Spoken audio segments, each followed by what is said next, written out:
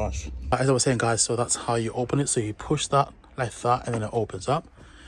And as you come to the back here, so you got some inlets. So you got the top inlet there, which channels the air to the engine. Then you got the bottom inlet there, which channels the air to the wheels to cool the brakes. And as you move to the back, you've got the honeycomb grille on the back as well. Then you've got the reversing camera, parking sensors. Then you've got this diffuser, which is not as aggressive as I was expecting, but it is what it is. Then you've got some quad taillights in the back as well, which sound beautiful. Lovely car, very lovely. I like these gloss black pieces over here. They're very nice. Yes, it's a nice car. I think I was expecting more. Maybe because I was kind of comparing this to the bigger brother, the Aventador.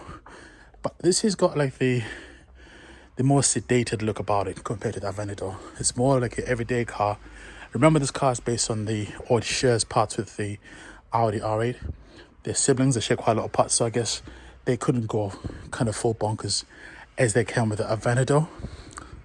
So what we'll do is we'll get the keys, then we'll open the car, we'll go inside, we'll turn on the engine, and just go from there. But yeah, feast on this beautiful interior. I can't wait to get in there. I can't wait. You've got the tricolor as well on this chair there. It says Huracan. I love the honeycomb grille effect on the stitching there. That's nice. So the outside of the car comes inside with the stitching, which is nice as well. As you can see there with the key, it's just been popped open. Let's see if we can. No. Okay. We're just gonna go inside and look at the car in more detail. Oh wow, I've just revved the car, guys, and the car is just, one thing about the throttle response, any tiny little bit of pressure, you feel it. It's very snappy. It's got a snappy throttle response, so you've got to be careful how much throttle you put in there. I think even just 20% of the throttle could easily get the wheels out. It's wet out there today, so if you were to drive this car, you'd want to put it in street mode. I'm impressed. I've got to say, the naturally aspirated 5.2 litre engine sounds a lot aggressive in this car. Beautiful, beautiful, beautiful. So we've got the screen on right now, and as you guys can see there, that's the radio settings there. So you're able to choose whichever channel that you want to. But I think with these buttons here, they will definitely give you different settings on there. Let's just try and press them and see what happens. No, nothing. So I think you just go to menu there. So now I've pressed menu. So it's got the old Audi system on it, which, you know, I think is before 2017. So then you're able to use that dial to flick through different things. So you're able to go to tone, that's your radio, media, navigation, so you can click on that. Then it gives you that navigation there. It does look a bit dated, to be honest. I think now we're used to having the latest of the sat-nav systems. You know, BMW is doing a killing game right now with their navigation system. Then information that tells you about the car itself. So, oh no, that tells you about the traffic, if you got any traffic in your area, so you know when to go. So you can link it to your phone if you want to, just like your usual everyday comfort things. Then you can, you know, go into car as well, so it helps you in terms of setting your car, and you're able to change the driver aids, check your service, driver assist as well. It's got parking sensors, camera as well, so you're able to do all those different things on there as well. And then it's also got heated seats as well, so in winter time you're able to set them up, get the roof off, and then just, you know, have the chairs just burning your back, and then just, you know, just go mad basically. Yeah, I think the thing that wins this car for me is the sound and the throttle response. I felt scared though. I felt like as if it was just like some sort of beast that just wants to get unleashed. So the more you press the throttle response, the angrier it gets. And I think that's why people buy these cars. So the Ferrari is more for, I think, a perfect car which does everything perfectly. And, you know, the engine tone obviously has suffered massively because it's turbocharged. And then now Lambo are gonna also put like a turbocharger. We've had the Lamborghini Urus and we know how it sounds like, so it'll be interesting to see with the newer car which replaces this, like what sort of engine it's going to have. I think it will also have some sort of electrification, so we might see a hybrid setup with that as well.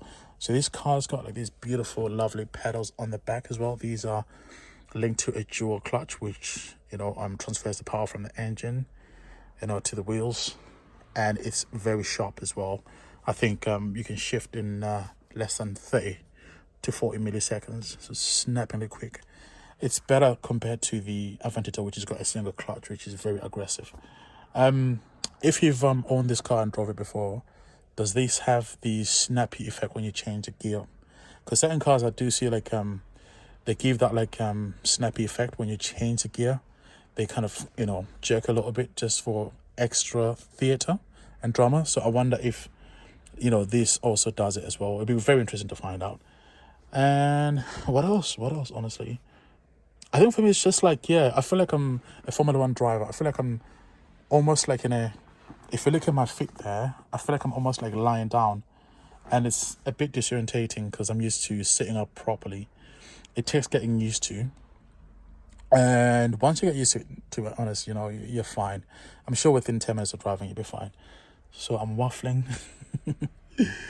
I'm gonna ask the fella to put the roof up, so I can just look at the car with the roof up and just try and get a bit of a different, I don't know, just different angles of that as well. It'd be nice to see the mechanism as the car, it's got the roof coming up as well. Yeah, beautiful. I think the only disappointing thing as well is whatever spec this car, they just got the basic spec. They didn't do the full carbon fiber, not even full, but at least to do the interior in carbon fiber. For example, so this veneering here could have been in carbon, same as that as well. That could have been in carbon, and that could have been in carbon as well.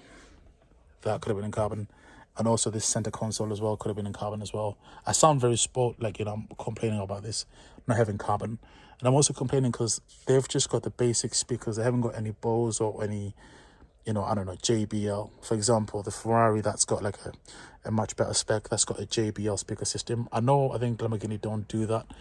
I think they probably do Bose. It was nice to get Bose. Even my Audi's got a Bose, so it's a bit of a letdown. But I suppose with that engine, do you need a radio? That's kind of questionable, isn't it? But yeah, good times, man, good times.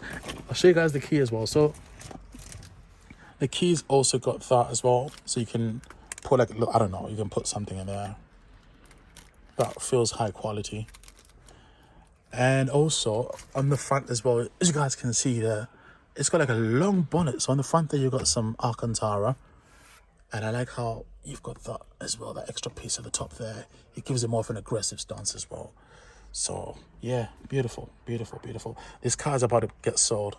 I heard the guys on the phone, someone's going to come and buy this car. So whoever's going to buy it, make sure you enjoy this car. Another thing I think which is better about this car is it's going to be very reliable because it's got the Audi parts, and that it's not going to break down on you. Ferraris are notorious for breaking down, so are the McLarens. So one thing about Porsche and Volkswagen cars is you're going to get that durability, which is always a reassuring factor. And yeah, you've also got that middle screen over there. I know I'm just all over the place, but I'm just so excited. Also, another thing I forgot to say is, so just behind this middle piece there, you got that space, so you can also store some things in there.